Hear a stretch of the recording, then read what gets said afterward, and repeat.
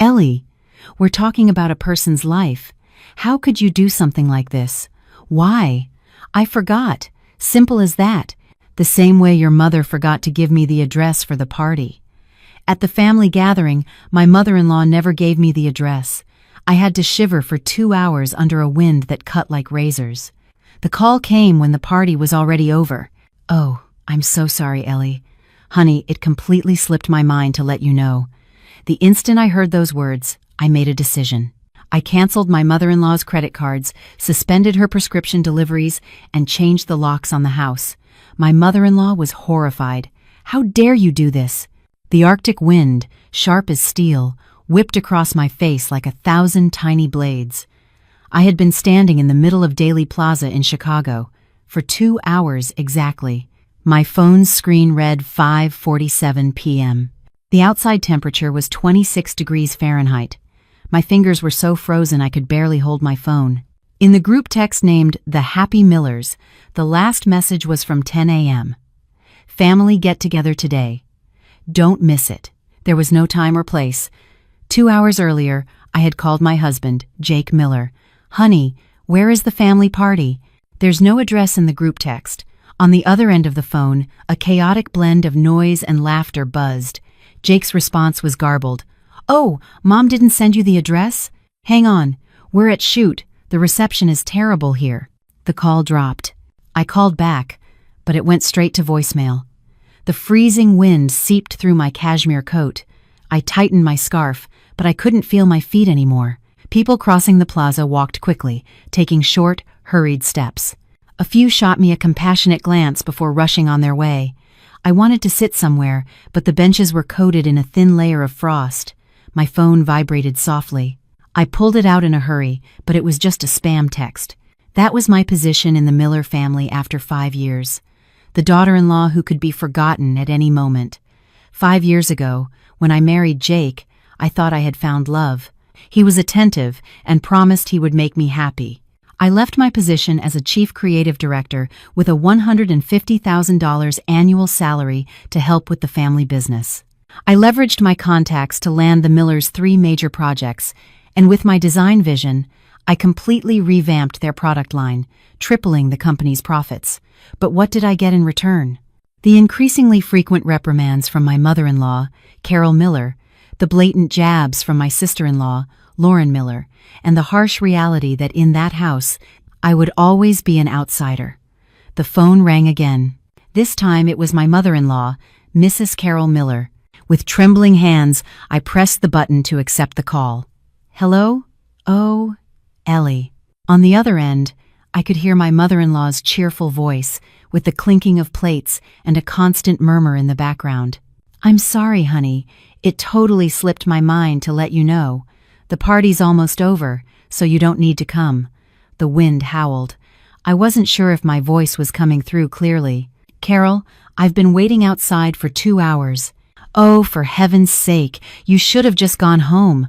With this cold, what are you doing waiting out there? There wasn't a hint of regret in her voice.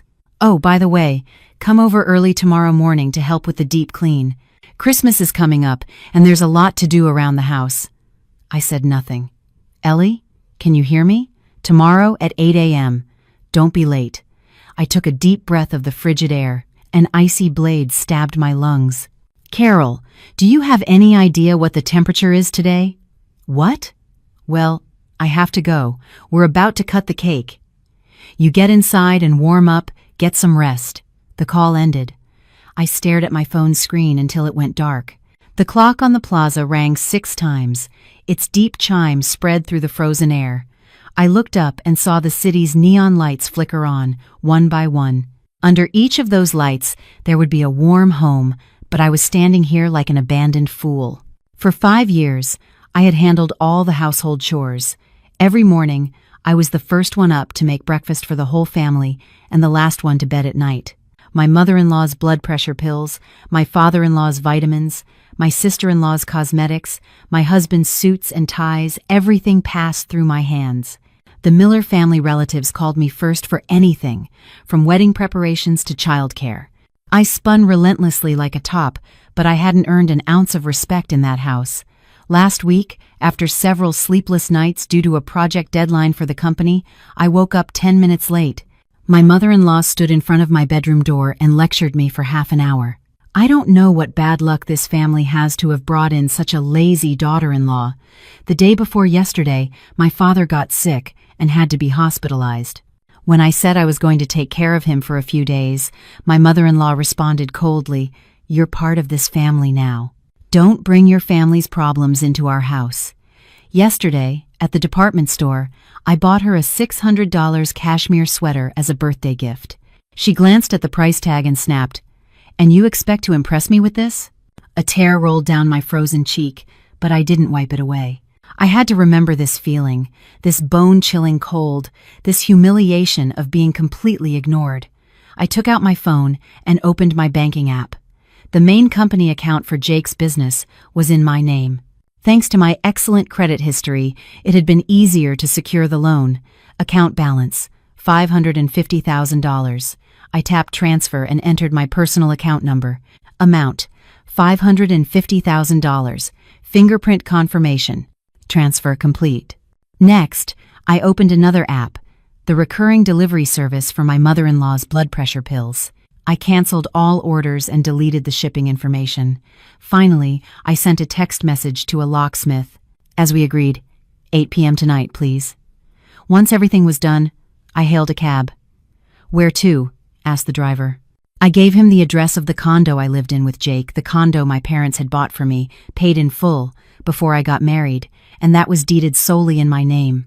Through the window, the city lights blurred past. Looking at this city where I had lived for 30 years, I suddenly realized I had lost myself. The taxi stopped in front of the building. I paid and got out. I looked up at our 12th floor unit and saw the light was on. Jake must be home. It made sense. The party was over. I got in the elevator and pressed the button for the 12th floor. My reflection in the elevator mirror was pale, but my eyes held a determination I didn't recognize in myself. 5 years of marriage. I had given everything. But in return, I only got 2 hours of waiting in a cutting wind and a casual. It slipped my mind to let you know. It was over. Asterisk, ding. Asterisk. The elevator doors opened, and I walked to the door of my home. I took out my keys but didn't open it right away. I took a deep breath. Inside was the life I was used to. The home I had painstakingly built for 5 years, and also the prison that had slowly made me lose myself. I turned the key and opened the door. On the living room couch, Jake was lying down, watching TV. When he heard the door open, he didn't even lift his head. "You're back. Mom said you didn't make it to the party. Did something happen?" I closed the door and left my purse on the entryway table. I was waiting outside for 2 hours. "Your mother didn't give me the address." Only then did Jake turn his head, frowning. "Well, you should have called me to ask. What are you doing waiting outside in this cold?" I looked at him. This man I had loved for 5 years suddenly seemed like a complete stranger. "I did call you, but you hung up on me." "Oh, right then. It was too loud. My finger must have slipped." He said it as if it were nothing.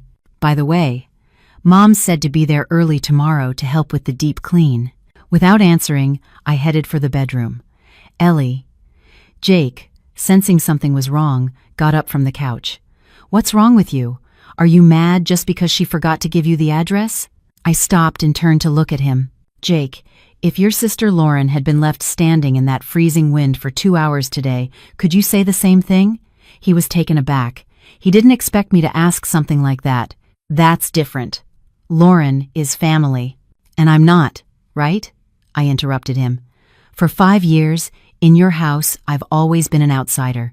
Everything I've done for your family was taken for granted. Today, I finally get it.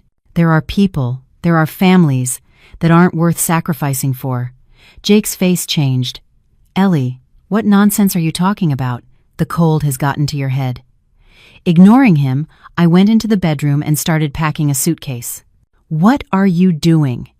He followed me in, and upon seeing my travel bag, his voice rose. "Ellie, stop being ridiculous." I stopped what I was doing and looked at him. "Jake, I'm giving you one last chance. Call your mother right now and tell her to apologize to me for what happened today. Jake looked at me as if I were crazy. Are you out of your mind? Make Mom apologize for forgetting to give you the address to a party? My heart turned to ice.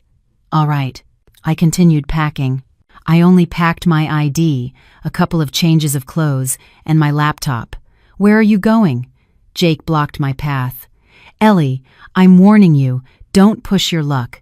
If you walk out that door today, don't even think about coming back. Seeing his face full of anger, I suddenly started to laugh. Jake, I think you have it all wrong, I said, articulating each word. This condo is mine. The one who has to leave is you. He froze. Instantly, anger flushed his face. What are you talking about? This is our home, a marital asset.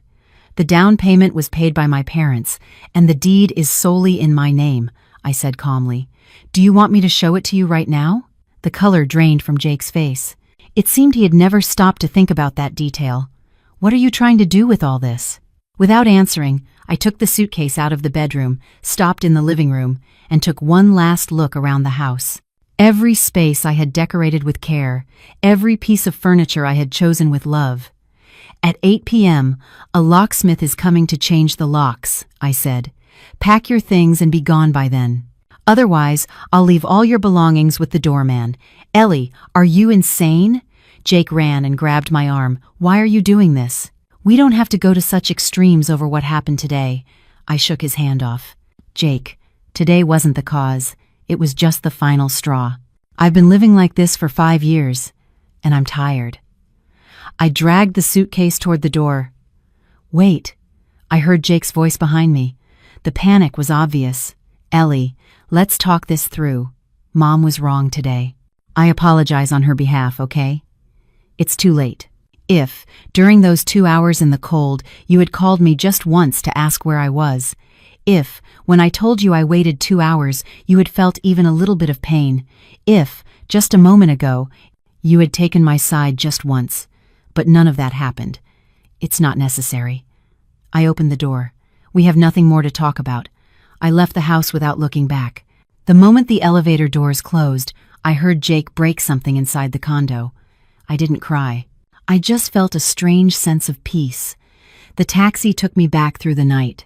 My destination this time was a small studio I had bought before getting married. It had been rented out until the tenant moved out last month. My phone buzzed. The screen read, *Carol Miller**. My little studio was in Wicker Park, a one-room apartment of about 450 square feet. Having been empty for a month, it smelled slightly of dust, but to me, it was the scent of freedom. I turned on my phone, and a flood of missed calls and text messages inundated the screen. 3 missed calls from my mother-in-law, 7 from Jake, and several from an unknown number.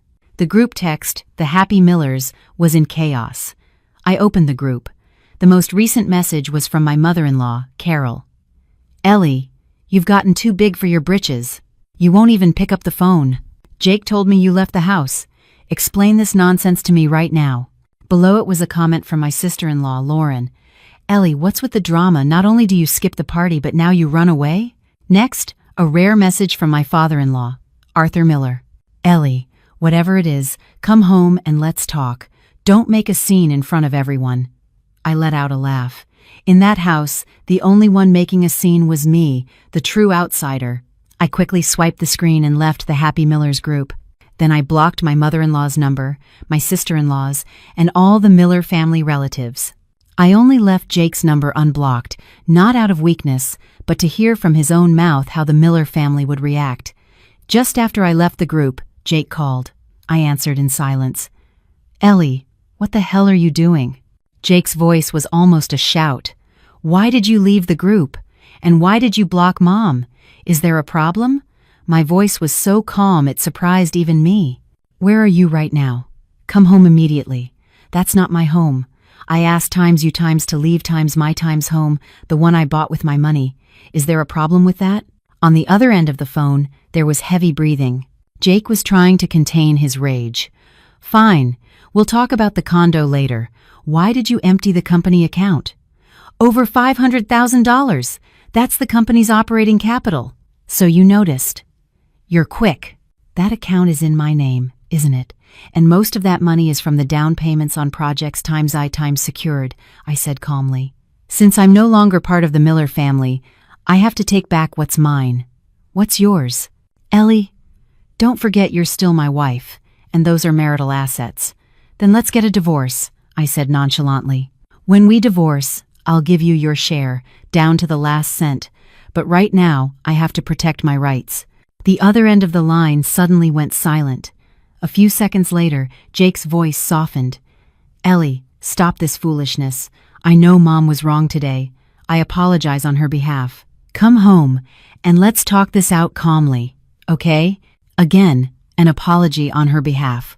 Always on her behalf. Jake, do you remember what you told me when we got married? I asked. That you would protect me, that you wouldn't let me feel hurt for a single day. For 5 years, all the pain I've endured has come from your family, and you've always been on their side. He was speechless. Today, while I waited for 2 hours in a freezing wind, your mother dismissed it with a simple, "It slipped my mind." Do you know how I felt? My voice started to tremble, not with sadness but with rage. I felt like an idiot, like a complete stranger. I understand you're angry about today, but Mom didn't do it on purpose. She's just forgetful. Forgetful? I cut him off. Then how come she didn't forget to give the address to your sister? How come she didn't forget to give it to your father? Why, by coincidence, did she only forget me? Jake fell silent. Ellie, just come home first. Let's talk face to face. No, I said. My lawyer will contact you tomorrow. Let's talk about the divorce. Be out of my condo by 8 p.m. If you're still there after 8, I'll call the police. Ellie, you're going too far. His voice rose again. Do you think things will go well for you if you get a divorce? What are you going to live on? You haven't worked in 5 years. I laughed. He finally said what he was thinking. In the eyes of the Miller family, I was a housewife living off Jake, a woman who couldn't survive without them. That's none of your business, I said. Oh, and by the way, tell your mother her blood pressure pills run out tomorrow. I've canceled the automatic delivery, so make sure you tell her to buy them herself. What? You? Jake's voice was filled with disbelief. Ellie, we're talking about a person's life. How could you do something like this? Why? I replied. I forgot. Simple as that. The same way your mother forgot to give me the address for the party. Without waiting for his response, I hung up and turned off my phone. The world fell silent. Looking at the city's nightscape from the window, I felt an unprecedented sense of liberation. After 5 years, for the first time, I had decided to live for myself. I put some water on to heat in the kitchen and made myself some tea.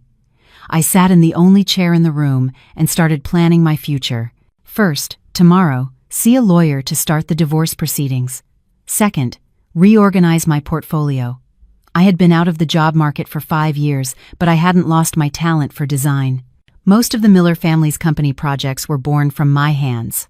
Third, reconnect with my old clients and contacts. 5 years is enough time for some to forget you, but I was sure there were still people in the industry who remembered the weight of the name Ellie Hayes.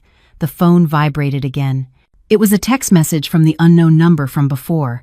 This time, the content caught my attention. Ellie, it's David Vance, Jake's cousin. I heard about what happened today. I support your decision. The Millers have crossed the line. If you need any help, don't hesitate to call me. David Vance. I remembered him, a distant relative of the Miller family, a quiet programmer. At family gatherings, he always sat in a corner, and we had barely exchanged 10 words. I hesitated for a moment but didn't reply. However, I didn't block him either. Not because I trusted him, but because I was curious to know if there was really someone within the Miller family who could be on my side. I finished my tea and looked at the time. It was 7:50 p.m. The locksmith should have arrived at the building by now. I opened the security camera app I had installed in the condo. I had put it in secretly 6 months ago. Originally, it was to prevent burglaries, but who would have thought I'd be using it for this today? On the screen, Jake was pacing nervously in the living room. His suitcase was open on the floor, clothes thrown in haphazardly. My mother-in-law, Carol, was there too. She was pointing at the camera and shouting something, her face contorted with rage. She must have come to get him in person. I activated the audio function. How dare she do this to you? Does she have no fear of God? My mother-in-law's voice was sharp and shrill. I told you from the beginning, you can't give that kind of woman an inch. Look at her now, putting on airs. Mom, please, just be quiet. Jake's voice sounded exhausted. What do I do now? It looks like she's serious. Serious? Who is she trying to scare? What does she have left if she gets divorced? A woman over 30 who hasn't worked in 5 years. Who's gonna want her? My mother-in-law scoffed. You'll see. It won't be 3 days before she comes back begging on her knees. She transferred all the money from the company account to her personal account. What? My mother-in-law's voice went up an octave. That money belongs to our family. Call the police right now. Report her. That account is in Ellie's name. Jake's voice trailed off. Well, report her anyway. Seeing my mother-in-law's face twisted with anger on the screen, a bitter smile escaped me. After 5 years, for the first time, I saw this woman for who she really was, not with the affection of a mother-in-law, not through the filter of family, just a stingy, selfish, and controlling old woman. Asterisk. Ding dong. Asterisk. The doorbell rang. Jake opened the door. It was the locksmith. Who called you? Get out of here right now! My mother-in-law's shriek was audible. The locksmith said something, but it wasn't clear. I saw Jake hold back his mother, who seemed ready to lunge at the man and exchange a few words with him. Finally, he nodded in defeat and started packing his suitcase in a hurry.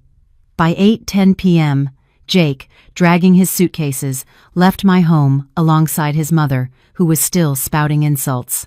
The locksmith began to change the lock. I closed the camera app. I let out a long sigh. Phase 1, complete.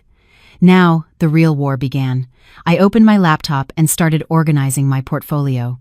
The first file was the brand renewal plan I had developed last year for the Miller family business.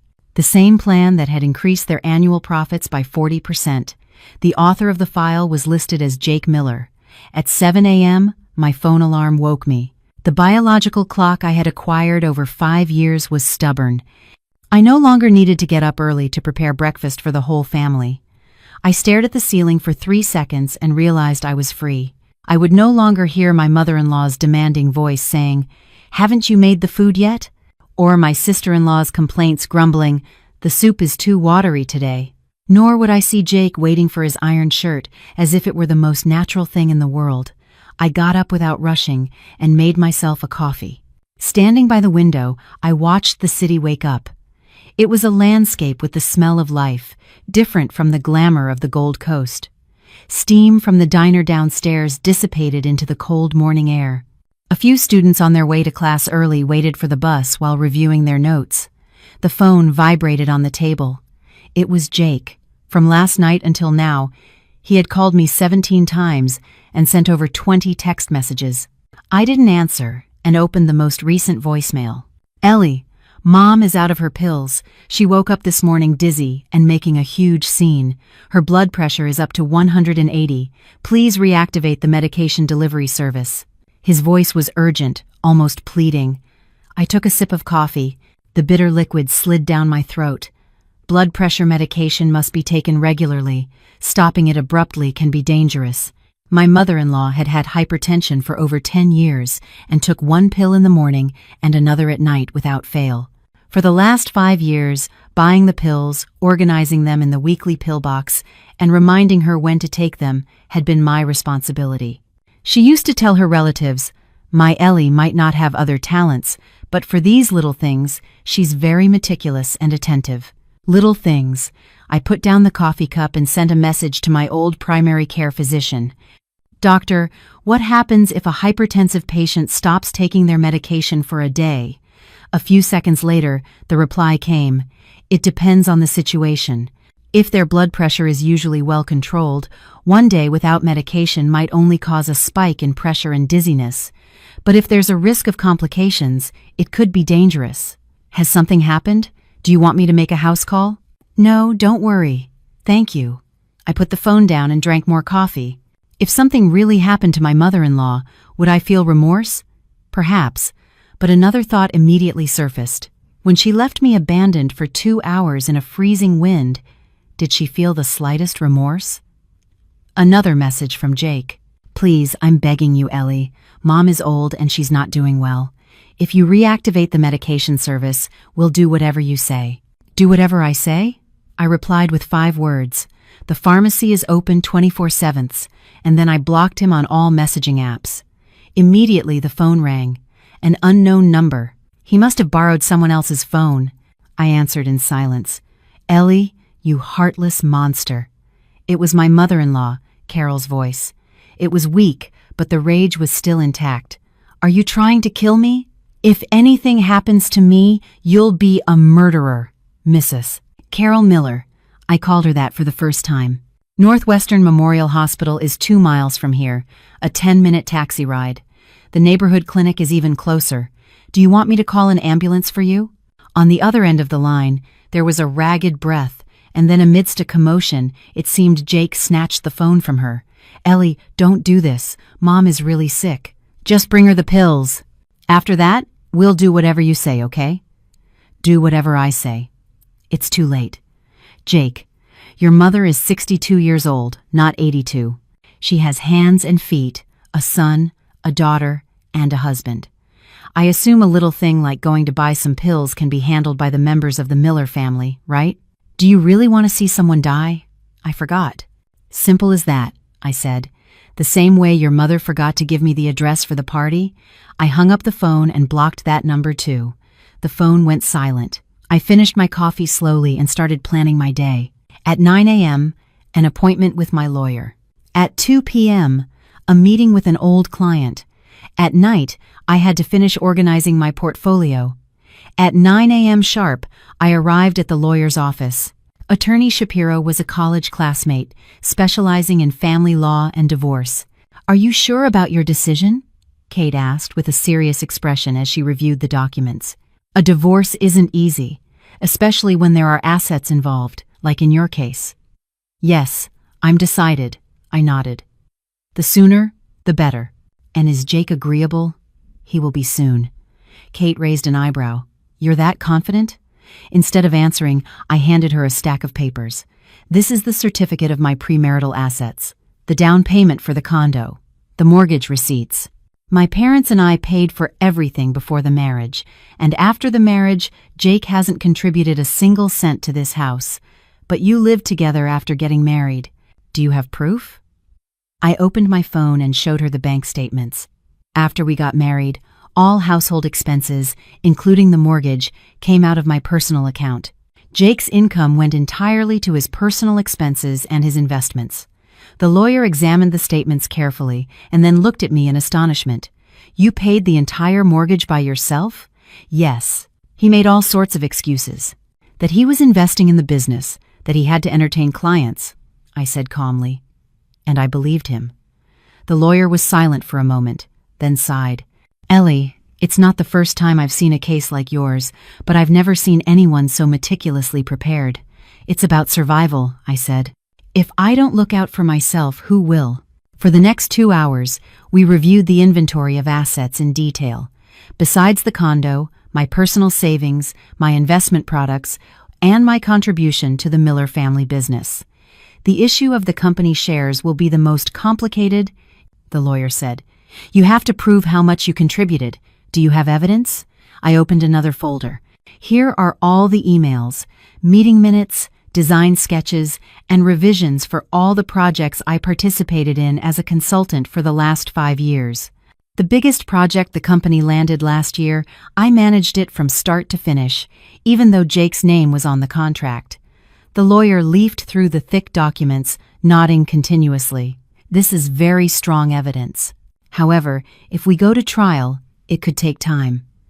I know, I said. I'm very patient. When I left the lawyer's office, it was 11:30 a.m. I had 3 missed calls on my phone, all from unknown numbers. I didn't call back. Instead, I went into a corner cafe and ordered a light lunch. Just as I sat down, my phone rang again. This time, a text message. Ellie, it's David. Can we talk? It's important. I hesitated for a moment, then called him. Ellie, David's voice was low, and his surroundings were quiet. The Miller family is in an uproar. My aunt ended up in the hospital this morning. Her blood pressure shot up so high they have to keep her for observation. I gripped my phone tightly. But don't worry, it's nothing serious. It was just a scare, David continued. But everyone thinks you did it on purpose. My cousin Jake is looking for a lawyer. He says he's going to sue you for personal injury. That's to be expected. Thanks for the heads up. And also, David hesitated for a moment, they want to use your professional career against you. Since you haven't worked and have had no income for 5 years, they say you won't be entitled to much in the divorce, and they're trying to prove that you have mental health issues and are incapable of managing your assets. I smiled coldly. What a dirty tactic. Understood. Is there anything I can do to help? David asked. I work at a software company. Maybe I can help with something technical. I thought for a few seconds. Not for now, thank you, but I appreciate it. After hanging up and having lunch, I headed to my afternoon appointment. I was meeting with Mr. Davis. 5 years ago, he was one of my most important clients. When I left my company, he tried everything to dissuade me. Miss Hayes, 5 years and you haven't changed a bit, Mr. Davis said, smiling when he saw me. No, you've improved. Now you're more professional. You're exaggerating, Mr. Davis, I smiled. Not at all. The branding plan you prepared for us back then is still a case study in our company, Mr. Davis said. I heard you've been working at the Miller family business these years. What a shame. That small company was too small for your talent. Instead of answering, I handed him my portfolio, some of my work from the last 5 years and new ideas. Mr. Davis looked through the portfolio seriously, nodding his head. 30 minutes later, he closed the folder. Miss Hayes, coincidentally, we have a new project at the company, and we need a creative director. Are you interested? And the salary? Mr. Davis told me a figure. It was 1.5 times my salary from 5 years ago. I'll think about it. I didn't answer immediately. Mr. Davis seemed surprised. It's the best offer in the industry. I know, and I appreciate you valuing me, I said. But I have some personal matters to resolve, so I would need some flexibility in my schedule. The divorce? Mr.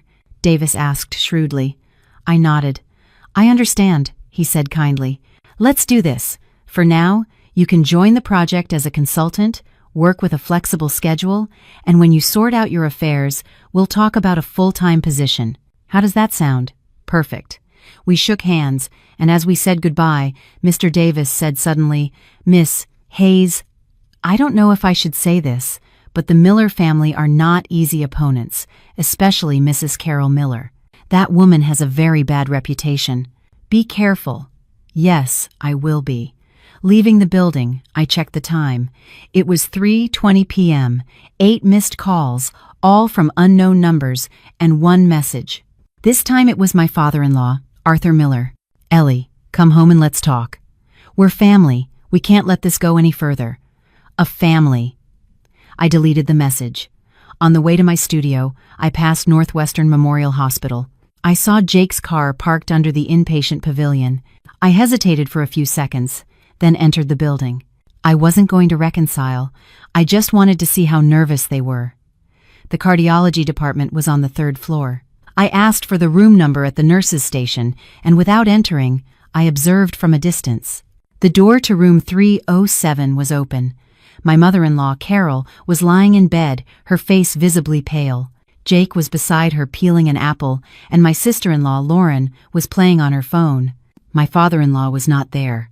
Mom, stop getting upset. If you get sick over this, you're the only one who loses. Jake offered her a piece of apple. And how am I supposed to not get upset? My mother-in-law's voice, despite her being a patient, sounded surprisingly strong. That ungrateful wretch. After the Miller family supported her for 5 years, she dares to do this to me. I'm going to kick her out with nothing but the clothes on her back. She won't get a single cent. Okay. The lawyer is handling everything.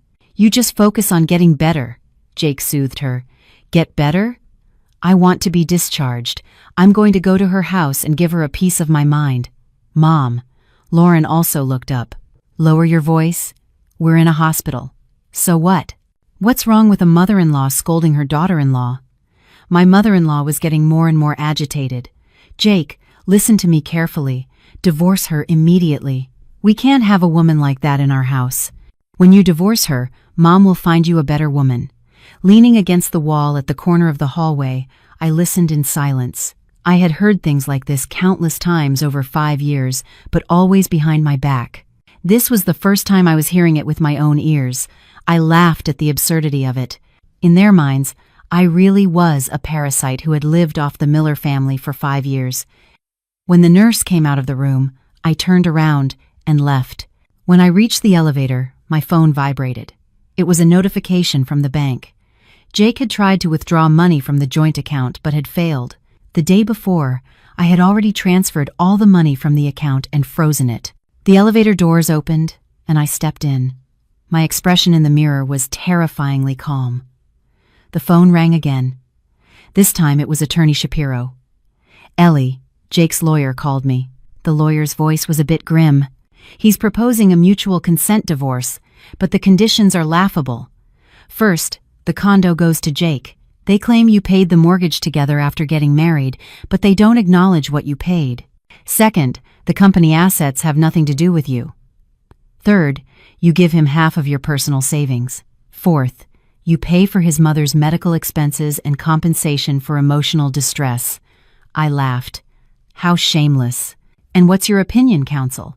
"Obviously, it's ridiculous," the lawyer said. "I think the best thing is to go straight to trial. With the evidence you've prepared, you have a very high chance of winning, although it will take time." "I don't mind," I said, as I watched the elevator numbers descend. "I don't care what people say. What's important is getting back what's mine. And that condo, especially that condo," I said, articulating each word, "is the home my parents bought for me with their hard-earned money. I will not give up a single cent." As I walked out the main entrance of the hospital, small snowflakes began to fall from the sky. I held out my hand and caught one. I watched it melt in my palm. 5 years ago, on a snowy day like this, Jake proposed to me. He told me he would give me a warm home and that he wouldn't let me feel hurt for a single day. The snow was the same, but the people had changed.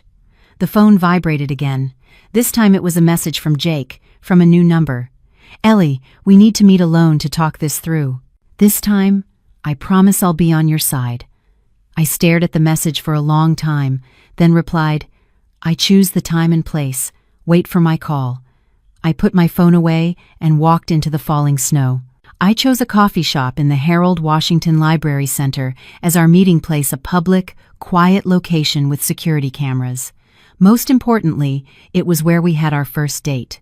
Back then, Jake was a young man who blushed easily and had scoured every bookstore in the city to find me a first edition, out-of-print copy of my favorite book. He arrived 10 minutes early and took the table by the window where we always used to sit. When I entered the coffee shop, he jumped to his feet. His eyes were a mix of guilt, anxiety, and a faint hope that I wanted to ignore. "Ellie." He pulled out the chair for me to sit. I didn't sit down and chose the seat opposite him against the wall, a seat that allowed me to have my back covered and see anyone who entered. Jake seemed momentarily baffled but sat down in silence. After 5 years of marriage, he must have been used to my place being by his side. "What would you like to drink? The usual Americano?" he asked. His voice sounded as if we were still dating. "A lemonade, thank you." His expression hardened for an instant. I never used to drink lemonade because I didn't like the sour taste. After he ordered, silence fell between us. It was still snowing outside, but inside there was a warm atmosphere. The windows were slightly fogged up. "Mom's already been discharged from the hospital." Jake broke the silence. "The doctor said it's nothing serious, just from the agitation," he added, struggling to continue. "She knows she was wrong too. She says she was really busy that day and it just slipped her mind. It wasn't on purpose." I didn't respond. I just looked at him. Jake, uncomfortable under my gaze, looked away. "Ellie, let's just drop it, can we? Come back home. I promise nothing like this will ever happen again. I swear." Again. I slowly stirred the lemon slice in my glass. "Jake, do you know what I was thinking while I was waiting in that freezing wind?" He looked at me. I was thinking, what the hell have I gained in the last 5 years? My voice was calm. I left my job, cut ties with my friends, dedicated all my time and energy to your family, and what was the result? I was still the outsider who could be forgotten at any moment. Just me?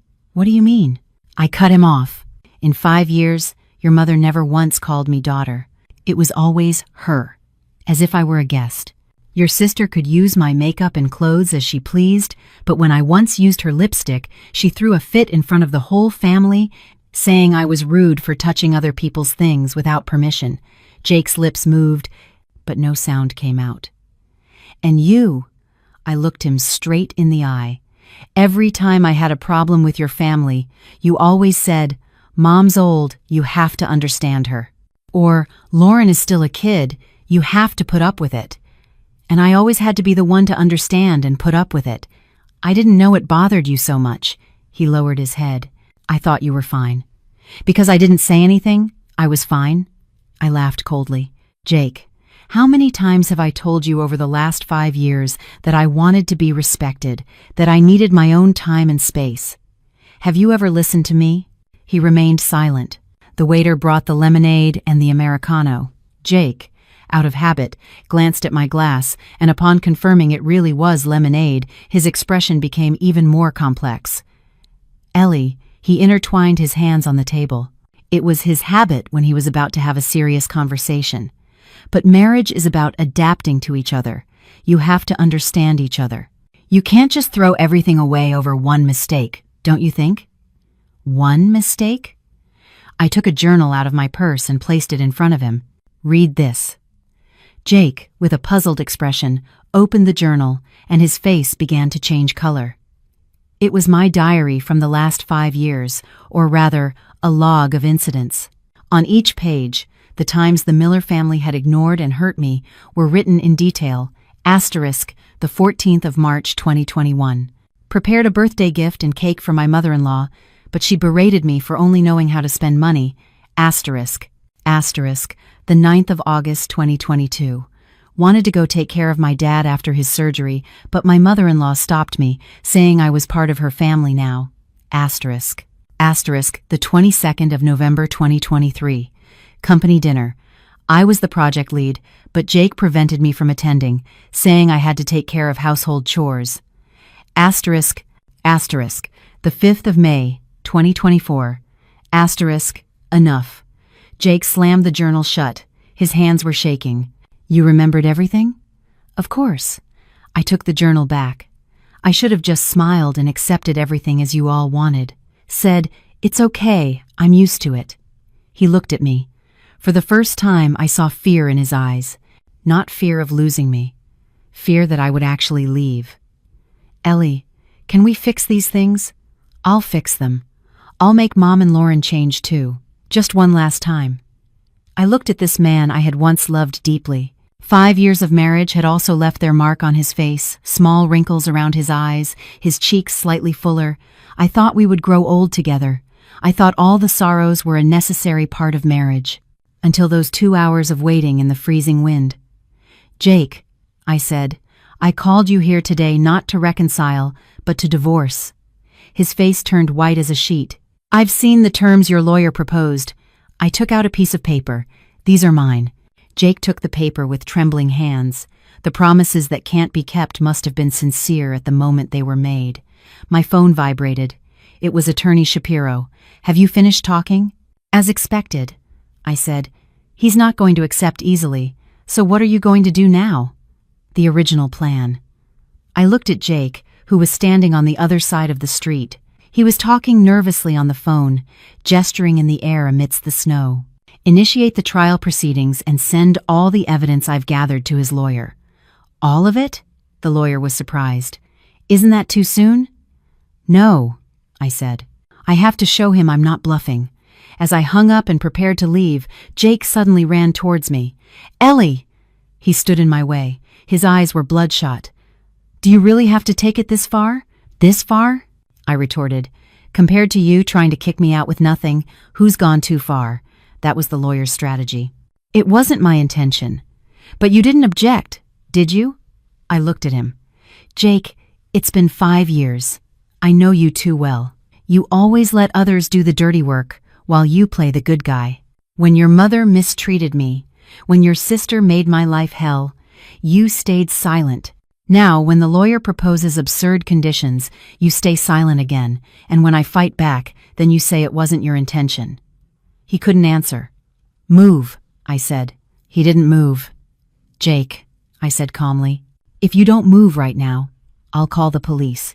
There are security cameras in front of the library and witnesses inside the coffee shop. Do you want to be on the news for harassing your ex-wife?" His face changed several times, and finally, he slowly stepped aside. I went down the stairs without looking back. A snowflake landed on my eyelashes and turned into a drop of water. It looked like a tear, but it wasn't. When I reached the corner, my phone rang again. This time it was David Vance. "Ellie." His voice was very low. "Jake just called me. He was asking if I knew where you were. I told him I didn't, but he didn't seem to believe me. Thanks for the heads up.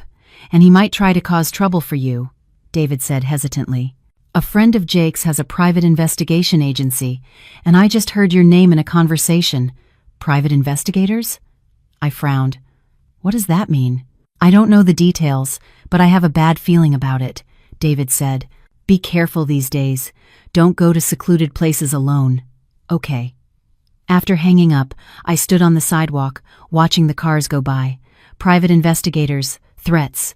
"Jake, you're becoming more and more childish." I hailed a cab, and instead of going to my studio, I went to the police station. At the public service desk, I briefly explained the situation.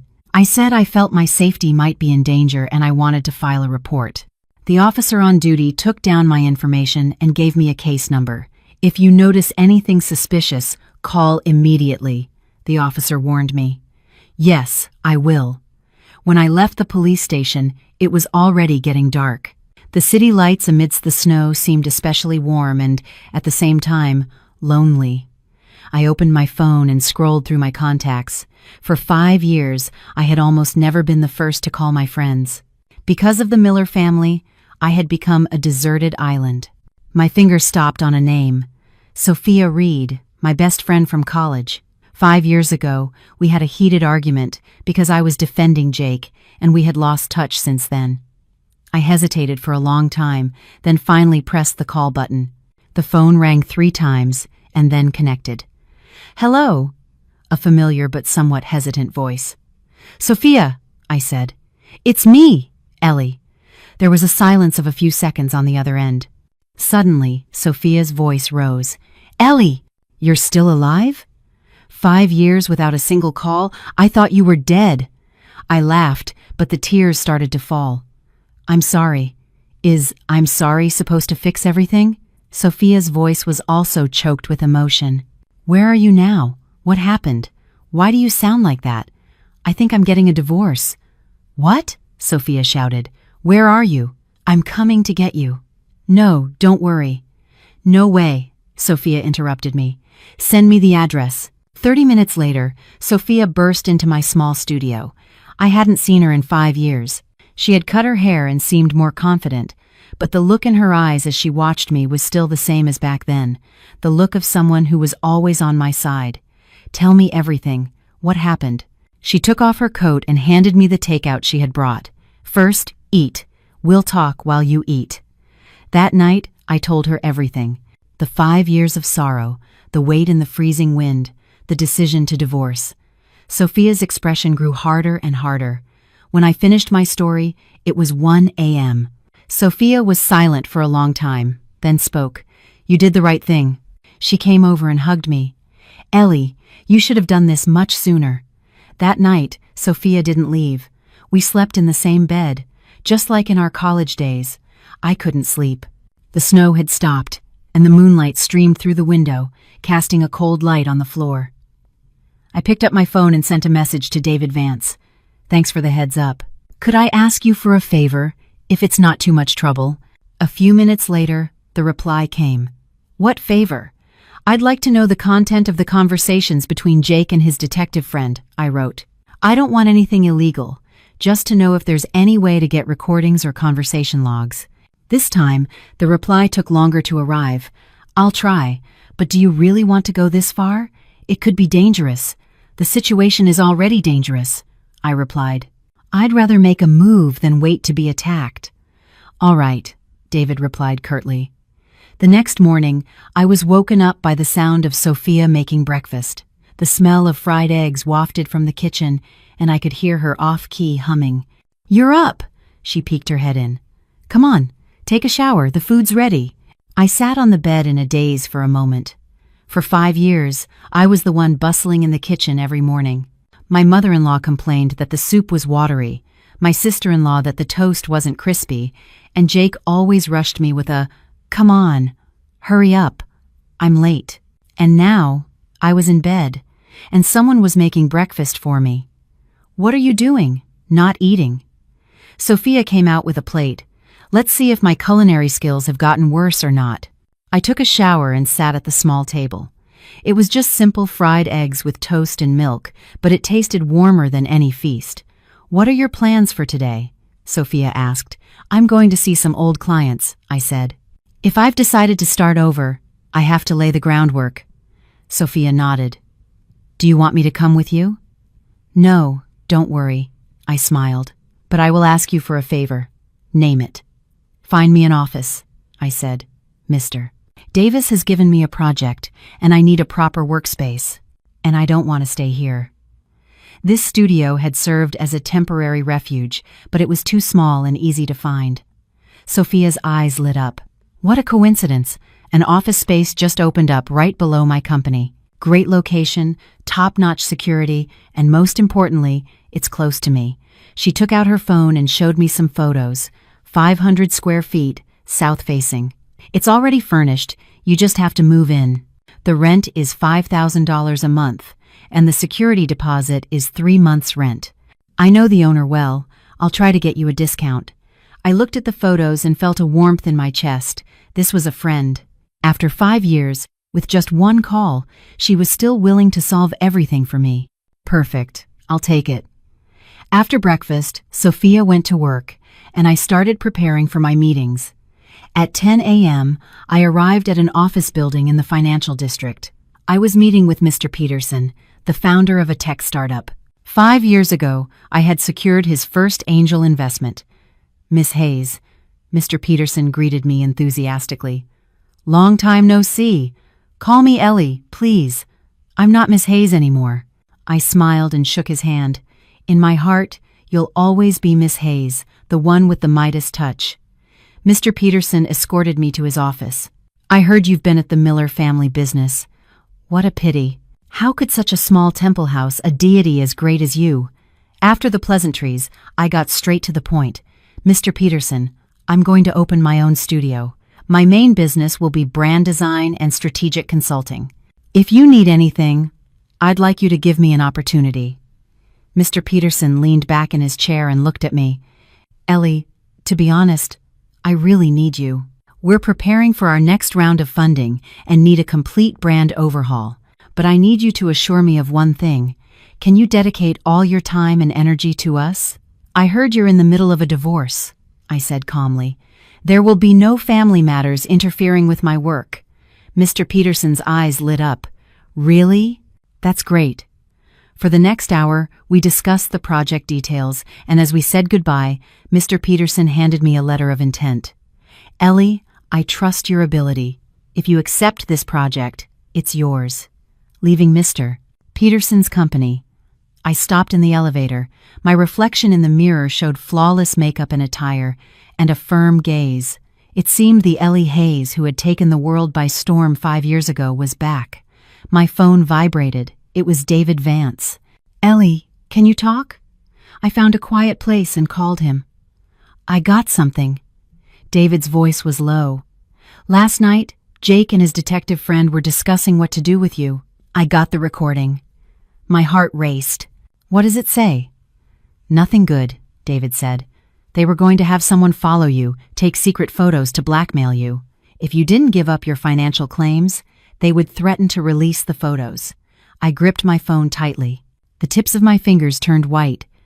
"And what else?" David continued. "Jake's lawyer is looking for an illegal private investigator to dig up dirt on you. I don't have any dirt. If there isn't any, they'll make it up." David sighed. Ellie, you have to be very careful. Those people are capable of anything for money. Can you send me the recording? Yes, but promise me you won't make it public unless it's strictly necessary. I didn't get it through legal means either. I know. Thank you, David. You're welcome. He hesitated for a moment. The truth is, I've always thought the Miller family should apologize to you. Since you married my cousin, I knew you weren't the person they said you were. I was surprised. What did they say about me? That you married for the Miller family's money? David's voice trailed off. That your family wasn't well off and you had married above your station. I smiled bitterly. When I married Jake, my salary was $150,000 and I had my own car and savings. In contrast, the Miller family business was in crisis. I helped them overcome that crisis with my contacts and my skills, but in the end, I was the one who had married above her station. I've sent the recording to your email. They might already know where you live. Understood. After hanging up, I immediately checked my email. The recording was 10 minutes long, not very long. I put on my headphones and pressed play. Jake, we have to teach that woman a lesson. She's gotten way too arrogant. A man's rough voice. Relax, boss. Leave it to me. I'll get a couple of guys to follow her. We'll take some photos at the right moment, and she won't make a peep again. Jake, we have to be careful. She's no fool. Man, no matter how smart she is, she's still just a woman. You'll see, with a few photos in hand, she'll do whatever we say. Not only will she not get anything, but she'll have to pay us. Jake, if this goes well, I'll reward you generously. Hey, no problem, boss. Between us, the recording ended there. I was in the busy lobby of a building, but I felt my whole body freeze, not from fear. My heart sank as I realized the man I had shared a bed with for 5 years had tried to set such a vile trap for me. I took a deep breath. I backed up the recording to the cloud and called my lawyer. Ellie. Kate, I need to request a restraining order, I said. Jake is threatening my safety. I briefly explained the content of the recording. The lawyer was silent for a few seconds. Is the source of this evidence legal? The source doesn't matter. What matters is the content, I said, and they might be following me right now. All right. I'll request it from the court immediately, the lawyer said, but it will take a little while to be issued. Tomorrow, at the earliest. You have to be very careful today. I know. After hanging up, I checked the time. It was 2 p.m. I had to see another client. I hailed a cab on the street. I purposely chose a ride-share with a camera and audio recording. As I got in, I paid the driver extra and said, "Sir, if anyone asks about my destination, please don't tell them." The driver was a middle-aged man. He looked at me in the rearview mirror and asked, "Miss, is there a problem?" "A family matter." "Understood," the man nodded. "Don't worry. Our company policy strictly prohibits disclosing passenger information." The car started, and I carefully watched the cars behind us. Sure enough, a black sedan was following us from the building. They had finally arrived. I wasn't scared. On the contrary, I calmed down. I took out my phone, activated the recording function, and started recording the car behind us. "Sir, excuse me, could you slow down a bit and drive around the block?" I said. "I want to confirm if the car behind me is following me." The driver also noticed the situation, and his expression hardened. "I'll call the police." "No, let's get evidence first." The driver skillfully made several turns, and the black sedan followed us the whole time. I clearly recorded the car's license plate and the profile of the driver wearing sunglasses. 20 minutes later, the car stopped in front of my second client's company. I didn't get out immediately and said to the driver, "Sir, excuse me, could you wait here for 5 minutes? I just have to sign a document and I'll be right back. I'll pay you double." "All right, be careful." I entered the building, and instead of going up, I went down the emergency staircase to the underground parking garage and exited through another door. 5 minutes later, I reappeared on the street and hailed another taxi. "Sir, to the police station, please." At the police station, I presented the recording and the video from the car's camera and formally filed a report. The officer who attended to me was Inspector Torres, a veteran in his 40s. He listened to my statement, checked the evidence, and looked at me with a serious expression. "Miss Hayes, the evidence you've presented is very significant. Inspector Torres said. "We will begin the investigation immediately, but during the investigation, you must be very careful about your safety. I've requested a restraining order. That's not enough." Inspector Torres thought for a moment and said, "Let's do this. I'll contact your local precinct to increase patrols around your residence. You also take extreme precautions and, as much as possible, don't walk alone." "Thank you." When I left the police station, the sun was setting. I didn't go straight to my studio, but went to a department store to buy some clothes and necessities. Then I headed to Sophia's place. "What happened?" Sophia opened the door, and seeing the bags I was carrying, her face changed. "I'm going to need your hospitality for a few days." I briefly explained what had happened today. After hearing me out, Sophia's face turned white with rage. "Jake, that bastard. I'm not going to stand by and do nothing." I stopped her. "I've already reported it to the police. The law will take care of it." "The law?" Sophia scoffed.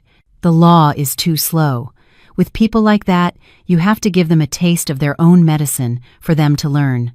"Sophia," I looked her in the eyes. "Listen to me, please. I have a plan." Sophia looked at me for a long time and finally sighed. "All right, I'll listen to you, but promise me you'll tell me everything. No more keeping secrets. I promise." That night, I slept in the guest room at Sophia's house. I got into bed but couldn't sleep. My phone lit up. It was a message from David Vance. "They've realized the recording is missing. They're investigating who took it. Be careful," I replied. "Thanks. You be careful too, David." A few minutes later, another message from David. "I don't know if I should say this, but I think Jake is having an affair." I froze when I read the message. "How do you know?" "I saw a conversation with this woman on his phone, very affectionate. It looks like they've been together for about 6 months. 6 months. While I was working like a dog for the Miller family, while I was making him breakfast every morning and waiting up for him late at night, while I was bending over backward for his parents, he was already whispering words of love to another woman." I laughed at the absurdity of it. 5 years of dedication had not only been repaid with contempt, but also with betrayal. "Do you have evidence?" I asked. "I have some screenshots, but not many." He deleted everything very well. I could barely recover them from a backup. "Send them to me. Are you sure you want to see them?" "Yes." A few minutes later, several screenshots of a conversation appeared on my phone. Explicit conversations, pet names, and a photo of a woman smiling. I stared at the photo in silence. I felt neither anger nor sadness, just a deep sense of liberation. This marriage had been dead for a long time. I was just refusing to see it. "David," I wrote, "can this evidence be used in a trial? I'll need some time to organize them." "Don't worry.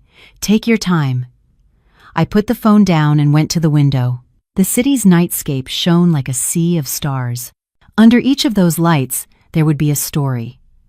My story had just turned its darkest page. Tomorrow, the restraining order would be issued. Tomorrow, I would formally file the divorce petition against Jake. The restraining order became effective the next day at 9 a.m. Attorney Shapiro brought me the documents in person with a victorious smile. "The court granted it immediately upon seeing the evidence you presented. From now on, Jake cannot come within 500 yards of you, nor can he call or text you.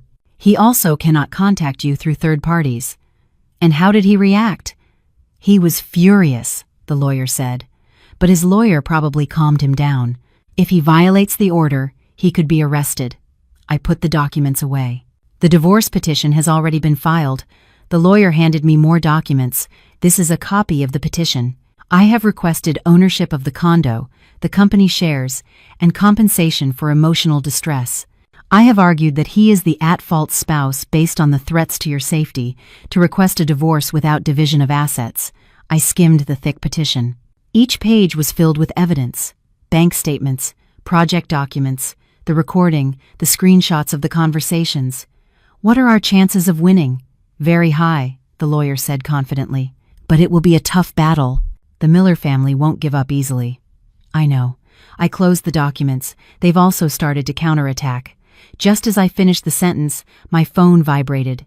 A message from an unknown number. "Ellie, you bitch. Do you really think you're going to win with this? You'll see." I took a screenshot. saved it, and blocked the number. Him again?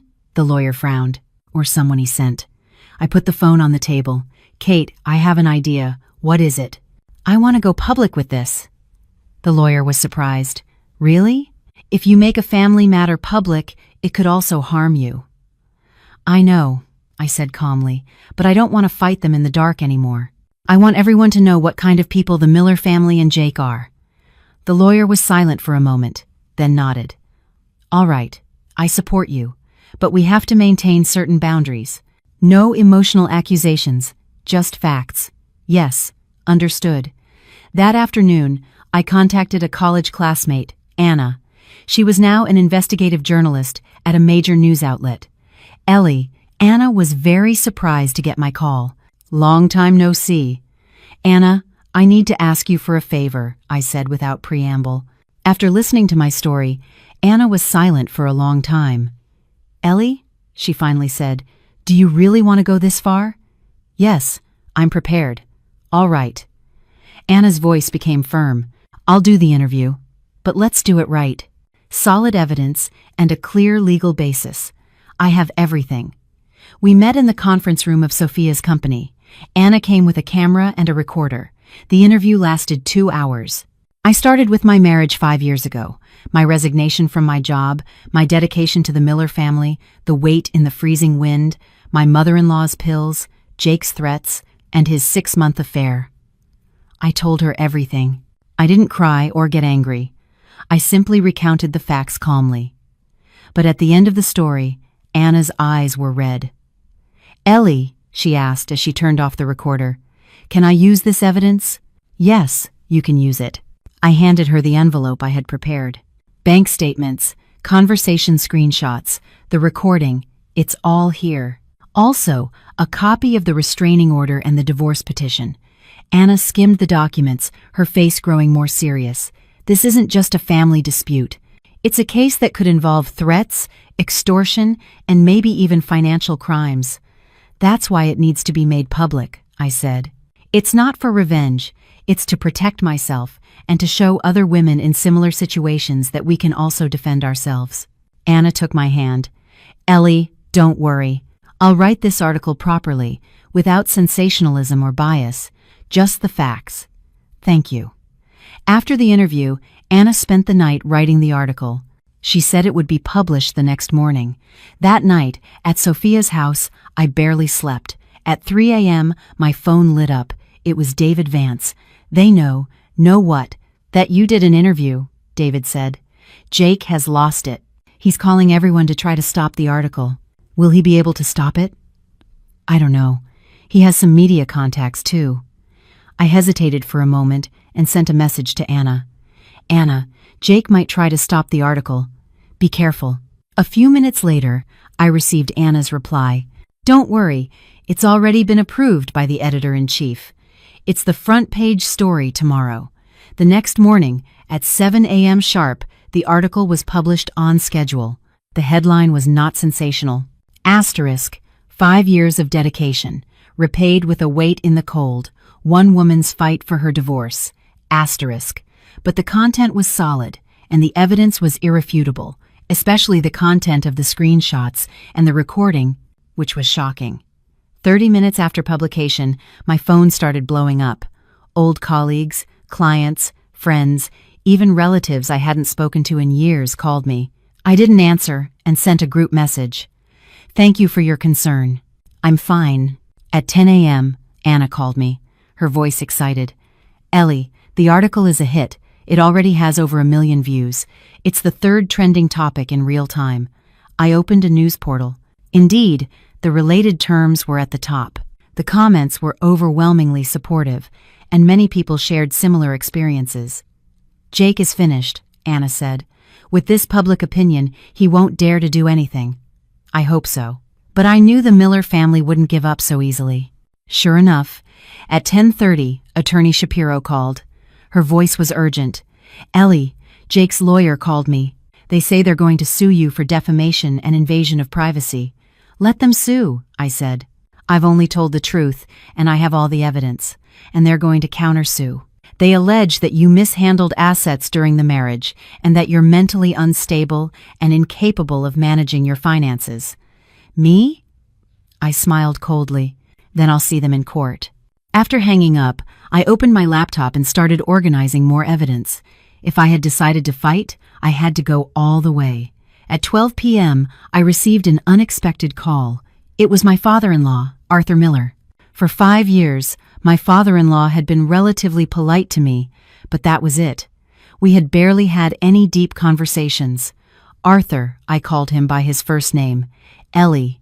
Arthur's voice sounded very tired. I saw the article. I waited for him to continue. If we've reached this point, it's because I haven't managed this family well. He sighed. Jake was wrong, and so was his mother. I apologize on their behalf. I accept your apology, I said, but this can't be solved with an apology. I know. Arthur was silent for a moment. Ellie, can we meet alone to talk this through? I hesitated. Don't worry. I'm not going to force you to do anything, Arthur said. I just think the Miller family owes you a formal apology. I finally agreed. We met in a private room at a quiet tea house. Arthur looked much more gaunt than the last time I saw him, with dark circles under his eyes. Sit down. The tea here is very good. He poured me a cup. I sat down but didn't touch the cup of tea. Ellie. Arthur looked at me. These last 5 years, you've suffered a lot. You knew, didn't you? A little, but I didn't pay it much mind. He smiled bitterly. I thought conflicts between a mother-in-law and a daughter-in-law were normal and that they would eventually resolve themselves. I failed to see it from your perspective. I said nothing.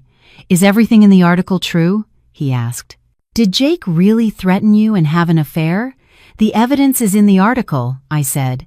If you don't believe me, I can show you the originals. Arthur gestured with a pained hand. It's not that I don't believe you. It's just, I never imagined my son had changed so much. He took a sip of tea. His hands were shaking. His mother and I have been married for 35 years. She's always had a bad temper, but I've always given in. Jake grew up watching how his mother treated me, so maybe he thought that was the normal way for a marriage to be. That's no excuse. I know. Arthur put down his cup. Ellie, I didn't come here today to defend anyone, only to tell you that the Miller family is in your debt. What do you want in return? I'll do whatever is in my power to help you. I was surprised. Do you support my getting a divorce? I support it, Arthur said firmly. Continuing this marriage will only destroy you. The divorce will be the best thing for you and for Jake. Looking at this old man, I suddenly felt a pang in my heart. For 5 years, he had been the only warmth I had felt in the Miller family, even if that warmth was as faint as the winter sun. Arthur, I said for the first time with sincerity, thank you. Don't thank me. I don't deserve it. Arthur took an envelope out of his briefcase. Take this. I opened it. It was a stock transfer agreement. Arthur was giving me 10% of the company's shares that were in his name.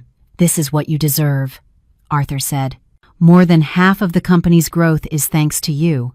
10% is very little, but it's the best I can do. I looked at the document with mixed feelings. Why are you doing this? Because I am Jake's father and the head of this family.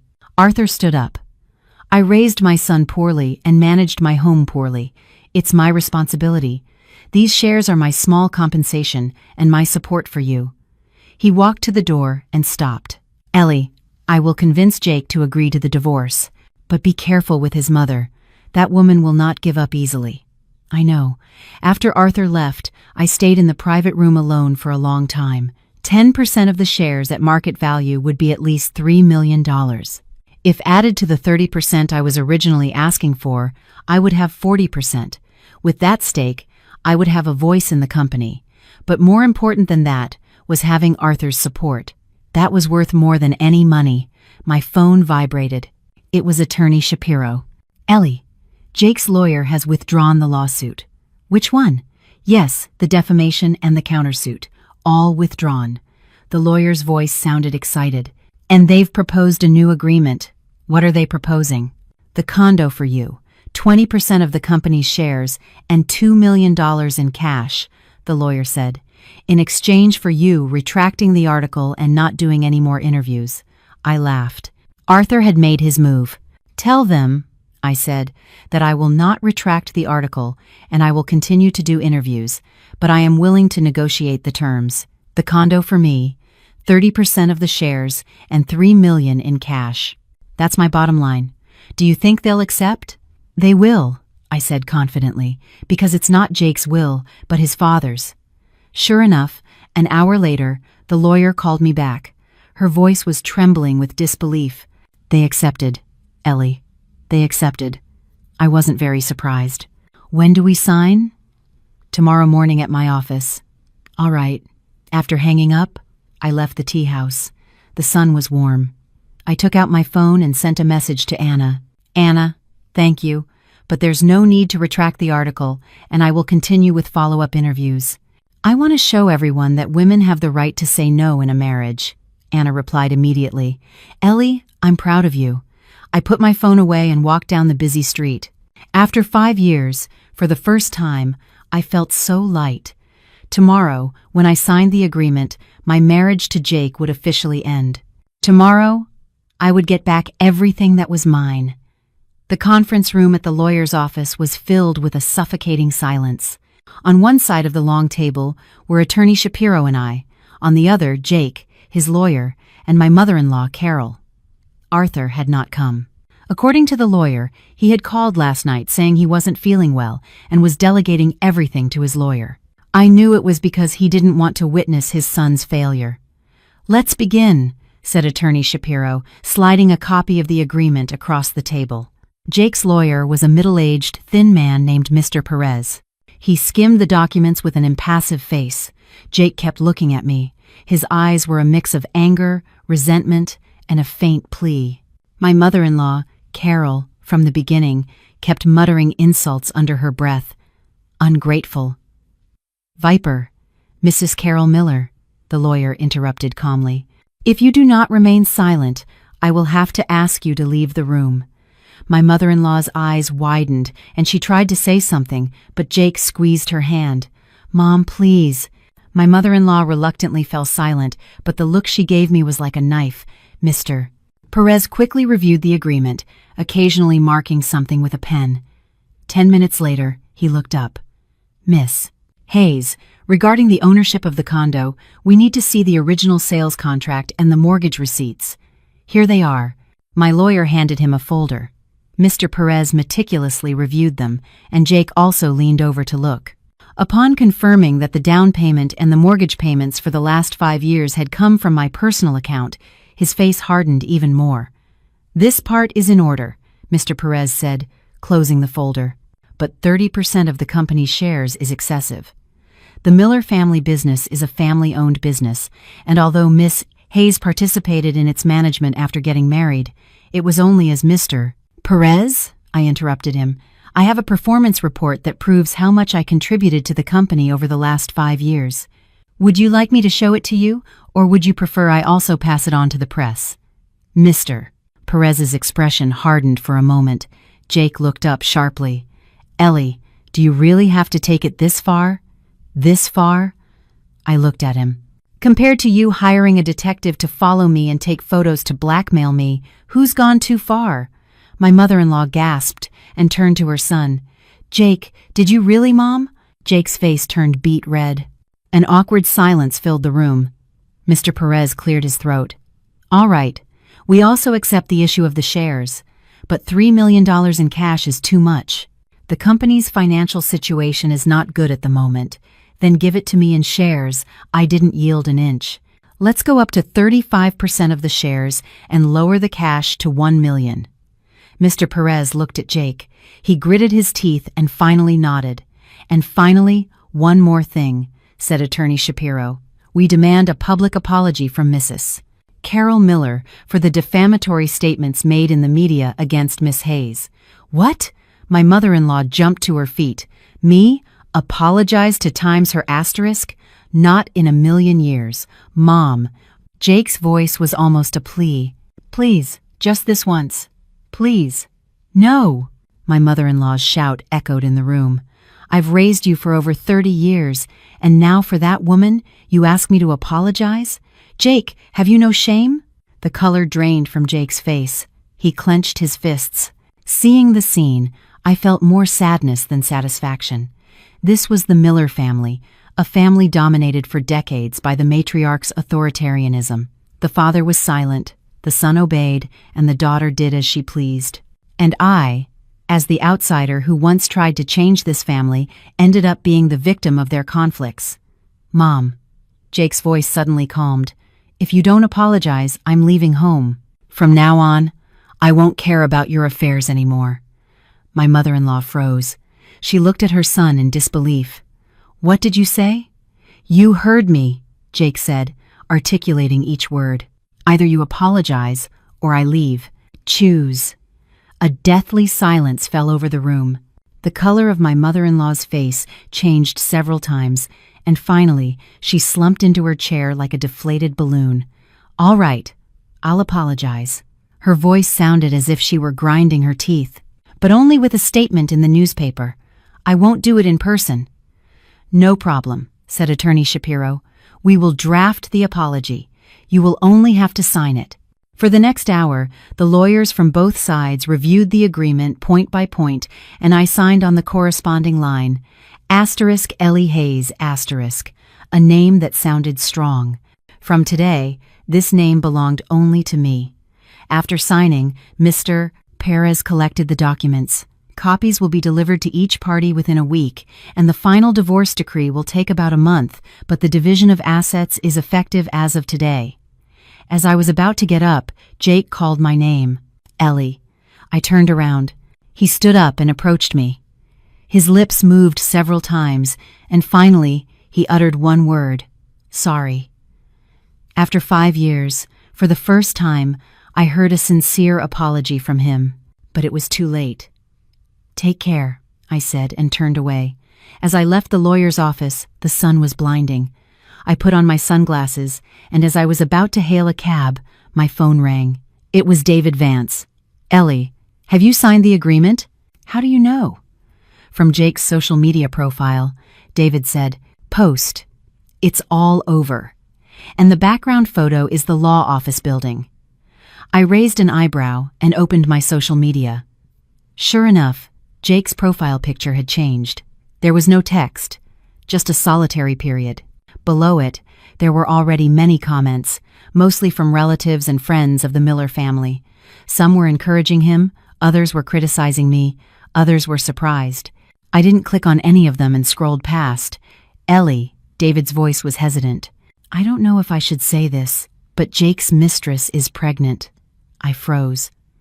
"About 3 months along," David continued. "She went for a checkup at the hospital yesterday, and it seems Jake was with her.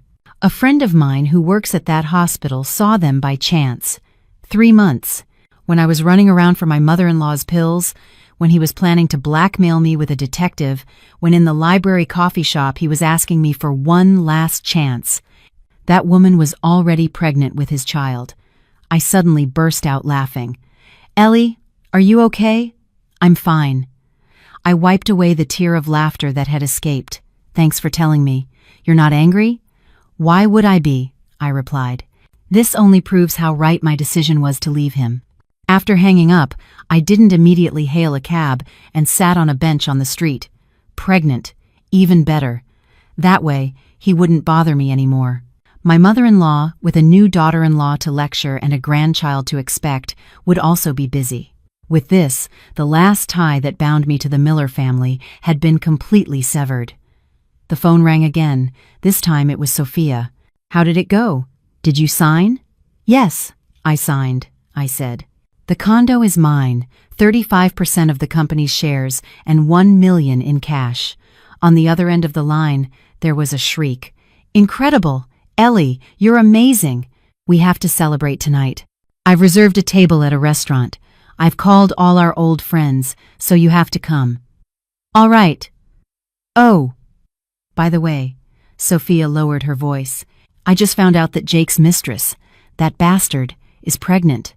Did you know?" "I just found out." "What a scumbag," Sophia swore, then added, "Well, even better. That way, he won't dare to bother you anymore." "My thoughts exactly. See you later. Dress up." After hanging up, I finally hailed a cab. My destination was neither Sophia's house nor my small studio. It was my home, the home where I had lived with Jake, and which was now entirely mine.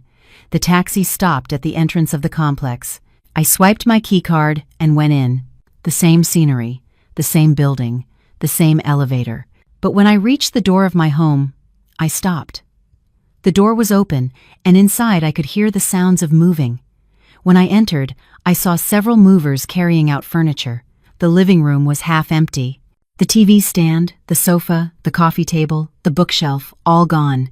Jake came out of the bedroom carrying a box. When he saw me, he also stopped.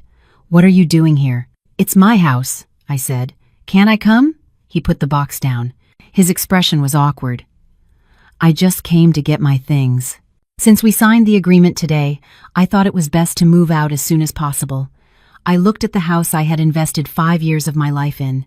Now it was strange, empty. "Take everything," I said. "Clear everything out. Don't leave anything behind." Jake didn't move, just looked at me. "Ellie, so this is really how it ends. You wanted it this way," I said calmly. "Not me." He lowered his head. "I know." The movers continued to carry things out. No one spoke. In the air, there were only footsteps and the sound of objects clashing. "They told me that woman is pregnant." "Did you know?" I asked suddenly. Jake looked up sharply. His face turned white as a sheet. "Cut and never, buddy." "It doesn't matter how I know," I said. "What matters is that you're going to be a father. Congratulations." "Ellie, you don't need to explain anything to me," I interrupted him. "We're nothing anymore. Your business is none of my concern." He opened his mouth but said nothing. Looking at this man I had once loved, I felt that even the last shred of feeling I had for him was vanishing. "Oh, by the way, I took a key out of my purse. This is the key to the new lock. When you're done moving everything out, leave it with the doorman." He took the key with trembling hands. "Take care," I said and turned around. "Ellie," he called after me. I didn't turn back. "I'm sorry." His voice was choked. "Really, I'm sorry." I stopped but didn't turn around. "Jake," I said, "I accept your apology, but from today, we are completely over." As I left the building, the sun was shining brightly. I took out my phone and sent a message to Sophia. "Sophia, I need to ask you for a favor." "What is it?" "I want to sell this condo." "What? Why?" "You just got it back." "There are too many bad memories here," I wrote. "I want to start fresh in a completely new place." Sophia was silent for a moment, then replied, "All right, I'll talk to the real estate agent. And what kind of place should I look for?" "Something smaller, near your house," I said, "with lots of light, a home office, and my own space. Leave it to me." I put my phone away and took a deep breath. The air was fresh. It smelled of early spring. Winter was finally over. From now on, I would be very busy. Selling the condo, buying a new one, decorating the office, starting new projects, but I didn't mind. This time, it was an occupation for myself. I stopped at the entrance of the complex and looked at the building one last time. A month later, standing on the terrace of my new home, I watched the cherry blossoms begin to bloom in the garden. The house wasn't large, 850 square feet, 2 bedrooms and a living room, but every corner was entirely mine. Sunlight poured through the large windows, illuminating and warming the entire living room. In the office, there was a new bookshelf, filled with the books I had been collecting over the last month. "What do you think? Do you like it?" Sophia came out of the kitchen with 2 cups of coffee. "I love it." I took the coffee and said it from the heart. "Thank you, Sophia." For the past month, she had practically been my personal manager. She sold the old condo, bought the new one, decorated it, and even chose the design sketches for the office interior. "Oh, it's nothing." Sophia leaned on the terrace railing. "But seriously, Ellie, you've changed a lot in a month." "I have?" She looked at me seriously. "Your gaze is different. Before, you were always on the defensive, but now you're very strong." I smiled without denying it. A lot had happened in the last month. The divorce decree became final. It was easier than expected. The 10% of the shares Arthur had given me was decisive. With the support of the family patriarch, The rest of the relatives didn't dare say anything more. My mother-in-law Carol's apology was published in the newspaper. You could tell it was written reluctantly, but at least there was an official record. I sold the condo where I had lived with Jake, and with the money from the divorce settlement, I bought this house, paid in full, with no mortgage, my real home. The interior design of the studio was also finished, and tomorrow it would officially open.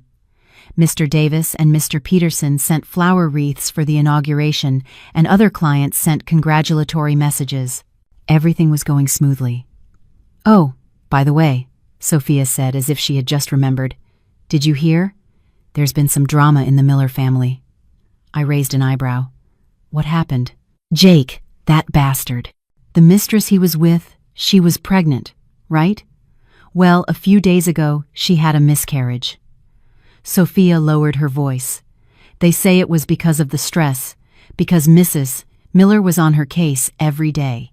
I was stunned for a moment. I didn't expect something like that. "Now the Miller family is a mess," Sophia continued. "Jake blames his mother, Mrs. Miller says it's because the other woman was bad luck, and the other one wants to break up. A total disaster." I drank my coffee in silence. "Don't tell me you feel sorry for them," Sophia looked at me. "No," I said, "but I'm not happy about it either. Their business has nothing to do with me anymore." Sophia nodded. "I'm glad you think that way. By the way, your studio opens tomorrow. Are you really not having an opening party?" "No, I prefer to start quietly." My phone rang. It was Attorney Shapiro. "Ellie, I have to tell you something." Her voice was a bit grim. "Yes, go ahead. Jake wants to see you." I frowned. "Why?" "He says he wants to apologize to you in person and that he has something important to tell you." I was silent for a few seconds. "I don't think it's necessary for us to meet." "That's what I told him," the lawyer said. "But he's very insistent. He says if you don't agree, he'll wait until you do." "Then let him wait." "Ellie," the lawyer hesitated for a moment, "I think it would be good for you to meet. There are things that need to be closed face to face to be able to let them go completely." With the phone in my hand, I looked at the cherry blossom petals falling outside the window. "All right. I'll choose the time and place." I chose a coffee shop next to a playground as our meeting place, a place with lots of people, safe. Jake arrived before the agreed time. I hadn't seen him in a month, and he looked very gaunt. He had dark circles under his eyes and hadn't shaved. There was nothing left of his former neat appearance. "Ellie," he stood up. His voice was hoarse. I nodded and sat opposite him. "What would you like to drink?" "I don't want anything," I said. "Just say what you have to say, and that's it." He smiled bitterly. "You're still the same." I didn't respond, just looked at him. Jake took a deep breath and, as if he were nervous, intertwined his hands on the table. "First, I want to formally apologize to you," he said, "for everything. For my mother, for me, everything." "Accepted," I said. "Anything else?" "Second," he took an envelope out of his briefcase. "My father asked me to give you this." I opened it. It was another stock transfer agreement. Arthur was giving me an additional 5% of the company's shares. "It's a personal gesture from my father. It has nothing to do with the divorce settlement," Jake said. "He says the debt the Miller family owes you can never be repaid in a lifetime." I looked at the document with mixed feelings. Third, Jake's voice became even more broken. "The baby, we lost it," I heard. He looked up sharply. "You don't hate me?" "I did hate you," I said sincerely. "But not anymore." Hating someone is very exhausting. I don't want to waste any more of my energy on you. Jake's expression was as if he had been punched. "Ellie, I know I have no right to say this, but," his voice cracked, "I am so sorry I didn't treat you well, that I let my mother mistreat you, for everything." I said nothing. If I could go back, I swear I wouldn't. "There are no ifs," I interrupted him. "Jake, we can't go back. And even if we could, the result would be the same. The problem wasn't me, it was you and your family." He lowered his head, his shoulders shaking. "And that woman?" I asked. "Are you still together?" "We broke up," Jake smiled bitterly. "After losing the baby, we had a huge fight with my mother, and she left with the money. That's to be expected. And what are you going to do now? I don't know, he shook his head. Now you're the head of the company, so I guess I'll leave this city. Start over somewhere else. Looking at this man who was once my husband, I suddenly felt sorry for him. A man who had lived his whole life oppressed by an authoritarian mother, accustomed to evasion and compromise, and who in the end had lost everything. Jake, I said, it's time for you to be an adult. He looked at me with teary eyes. You're over 32. You can't keep blaming others for all your problems.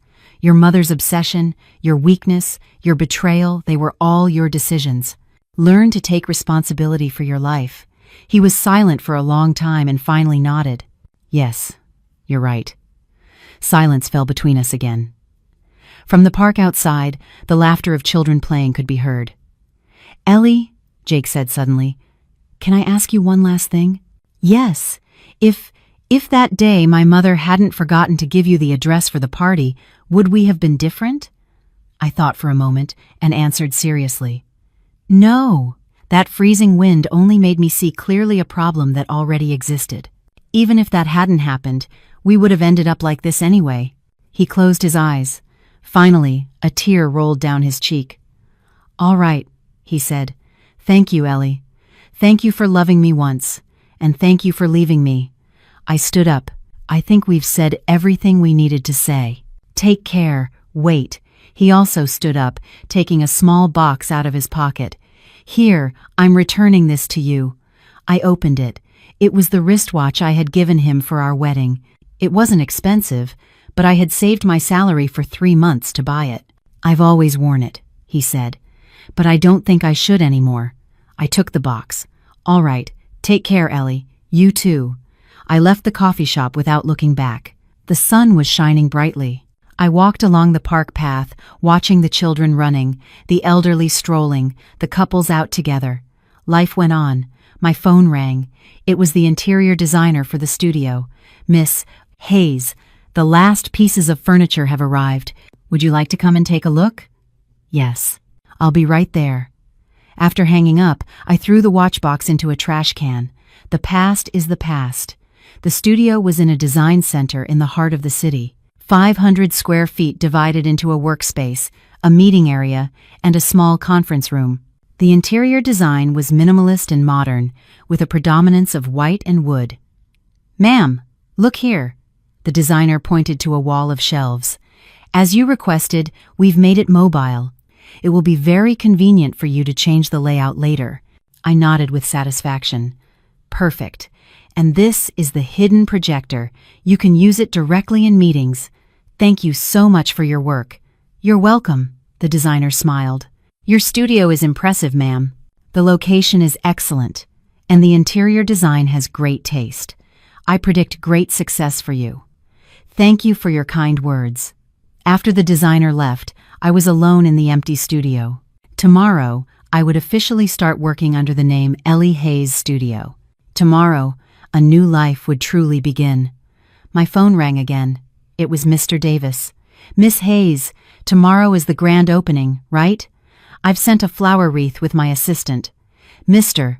Davis, you shouldn't have. Not at all, Mr. Davis said seriously. Miss Hayes, I believe in you. You are the most tenacious designer I have ever met. Thank you, Mr. Davis. Oh, and next month there's an industry conference. Would you like to participate? I can recommend you as a speaker. I was tempted. What's the theme? Women's entrepreneurship and innovation in design, Mr. Davis said. Your experience would be an excellent case study. I thought for a moment. Yes, I'll participate. Perfect. I'll send you the information. After hanging up, I went to the window. In the plaza outside, some young people were skateboarding.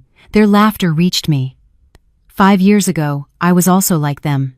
I had dreams, passion, and infinite possibilities. I had abandoned them for love, but now I had them back. No, I hadn't gotten them back.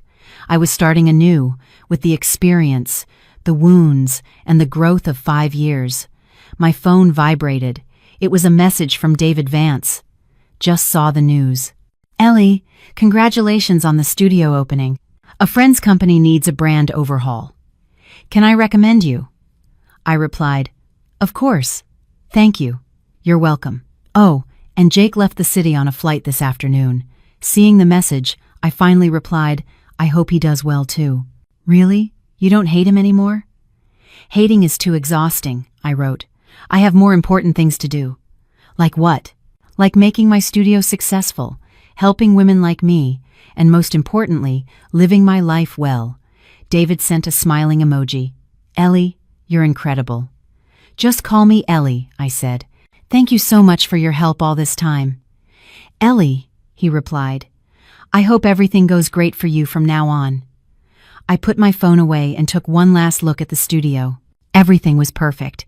I couldn't wait for tomorrow. 2 months after opening the studio, I received an official invitation to the industry conference, the Forum on Women's Entrepreneurship and Innovation in Design. I was the third speaker and had 20 minutes. 20 minutes? Sophia said, looking at the invitation. What are you going to say in 20 minutes? Your 5-year story could be a 30-episode series. I laughed and took the invitation. Well, I'll have to get to the point. And what's the point? I thought for a moment. A voice. Yes, I said, that all women have the right to have their own voice, and that voice deserves to be heard. Sophia was silent for a moment, then nodded firmly. Brilliant, Ellie. Show them what you're made of. For the next 2 weeks, I managed projects during the day and prepared my presentation at night. The studio had been non-stop since it opened. I hired 2 recent graduates as assistants. They were energetic, full of ideas, and most importantly, they looked at me with admiration. Boss, here's the market analysis report you asked for. One of the employees handed me the documents. I skimmed the report logical, with detailed data, and even their own analyses and proposals. Very well done, I praised them sincerely. After they left, I stood by the window, watching the hustle and bustle of the district. I hadn't felt this sense of fulfillment in a long time. This was life. My phone rang. It was Attorney Shapiro. Ellie, are you all right? Yes, go ahead. Jake's mother has been hospitalized. A cerebral hemorrhage, and her condition is serious. I gripped my phone tightly. The doctor says it's due to extreme stress, the lawyer continued. Jake has returned to Chicago and is at the hospital. He's telling me this because he hopes you'll go see her. Does he? No, the lawyer immediately denied. I just thought you should know. After all, she was once your mother-in-law. She was once my mother-in-law. We lived under the same roof for 5 years, and the fact that she was bedridden was not entirely unrelated to me. All right, thanks for letting me know. After hanging up, I sat in my chair, motionless, for a long time. Should I go? Out of decency, it seemed I should, but emotionally, I didn't want to. My phone rang again. It was Jake. I hesitated for a long time and finally answered, Hello, Ellie? Jake's voice sounded exhausted. My mother wants to see you. I said nothing. I know it's shameless of me to ask this, he said urgently, but the doctor says she doesn't have many days left. She keeps repeating your name, and what does she say while repeating my name? Jake was silent for a moment. That she's sorry. I closed my eyes. Ellie, please, I'm begging you. Jake's voice broke. Just for 10 minutes, so Mom can go in peace. With the phone in my hand, I looked out the window. The sky was blue and the clouds were white. Many memories came to mind. My mother-in-law's scrutinizing gaze the first time she saw me, the forced smile at the wedding, her voice complaining about breakfast every morning, and that afternoon in the freezing wind when she said, It slipped my mind to let you know. I hated her. I did hate her, but now I only felt indifference. Which hospital is she in? Jake, not expecting me to agree, was stunned for a few seconds, then answered urgently. Northwestern Memorial, 3rd floor, inpatient, room 307, room 307, the same room she was in for the pill incident. I'll go this afternoon, I said. I won't stay long. Yes, thank you, Ellie. Really, thank you. After hanging up, I sent a message to Sophia. Sophia, can you come with me to the hospital this afternoon? Sophia called me immediately. The hospital? Are you sick? It's not me, I said. Jake's mother is in critical condition from a cerebral hemorrhage. She says she wants to see me. There was silence on the other end of the line. Ellie, Sophia finally said, you don't have to go. I know. I thought about it for a long time and said, I have to go for myself. At 3 p.m., Sophia and I arrived on the 3rd floor of Northwestern Memorial Hospital. Jake was waiting by the elevator. When he saw me, his eyes lit up, but when he saw Sophia behind me, his expression hardened. Ellie, thank you for coming. Lead the way. Room 307 was filled with Miller family relatives. Their expressions upon seeing me were varied. My mother-in-law was lying in bed, connected to numerous tubes. I hadn't seen her in a month, and she was skeletal. Mom, Jake whispered in her ear. Ellie is here. My mother-in-law slowly opened her eyes. Her blurry gaze scanned the room and finally settled on me. Her lips moved weakly. Ellie. I approached the bed. Carol, I called her as before. A tear rolled down my mother-in-law's cheek. Forgive me. I was wrong. I said nothing. You were a good girl. And I threw away my luck. Her breathing quickened. An alarm sounded on the monitor. A nurse rushed in and made us step back. The patient can't be agitated. Please, everyone out. The relatives filed out of the room one by one, and in the end, only Sophia, Jake, myself, and Arthur, who had remained silent the whole time, were left. Ellie, Arthur spoke. Thank you for coming. I nodded. In the bed, my mother-in-law kept looking at me. Her lips silently repeated the word, sorry. I approached the bed and took her hand, the same hand that had once pointed at me, now cold, weak, and bony. Carol, I said, I forgive you. Her eyes widened and tears welled up. Rest in peace, I continued. I've left the past behind. She squeezed my hand with a strength that was incredible for someone on her deathbed. Then she looked at Jake with a pleading gaze. Jake came over and took her other hand. Mom, don't worry. Tears also fell from his eyes. I'll be okay. My mother-in-law's gaze shifted to Arthur, then back to me. She tried to say something, but ultimately no sound came out. The line on the monitor suddenly began to fluctuate wildly. We were ushered out of the room. The door closed, and inside, we could hear a great commotion. 30 minutes later, the doctor came out, removing his mask. We did everything we could. Cries erupted. Jake slumped into a chair, sobbing, and Arthur cried the tears of an old man. I, standing at the end of the hallway, watched the scene. My heart was surprisingly calm. Ellie, are you okay? Sophia took my hand. Yes, I'm fine. I was really fine.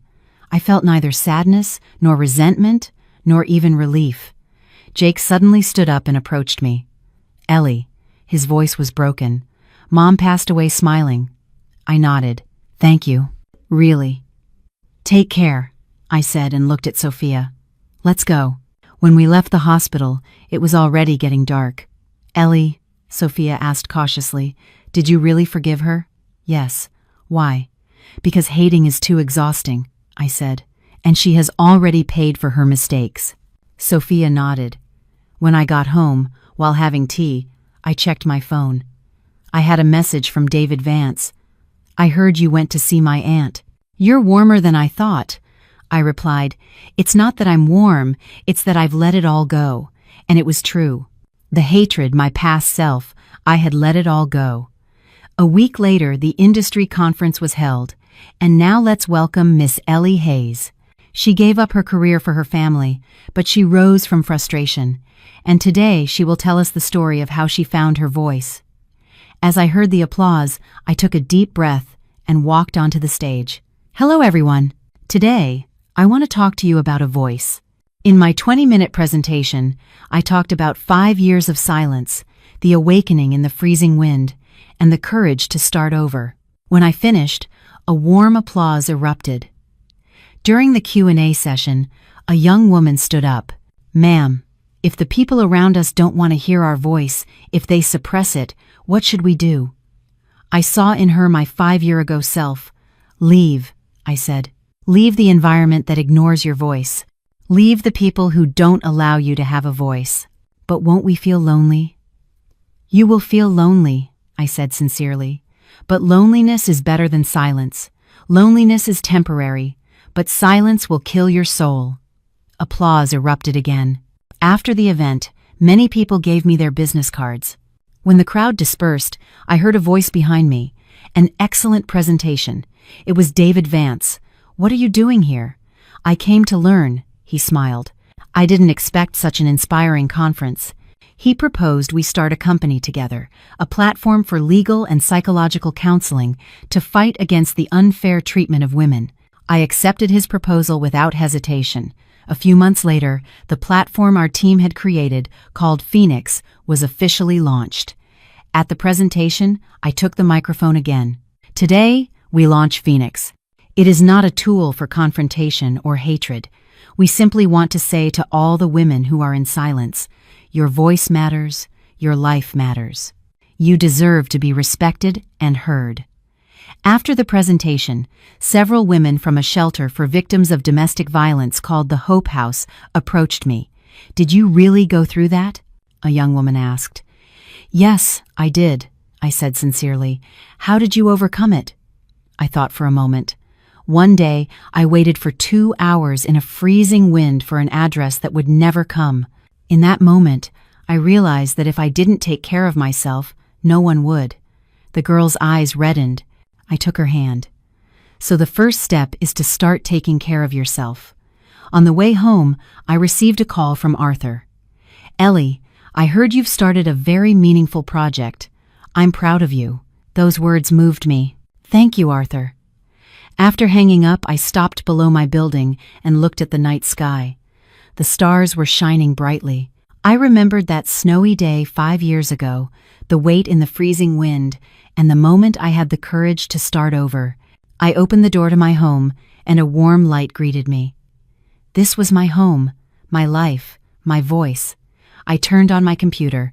On the screen, the logo of Phoenix, a butterfly emerging from its chrysalis, shone. On its wings, 2 words were engraved in small letters: freedom. Yes, it wasn't just physical freedom, but the freedom of the soul to say no, to leave, and to be reborn. The sky in the east was beginning to lighten. A new day, a reborn day, was beginning. Ellie's voice, now alongside many others, was moving toward the light.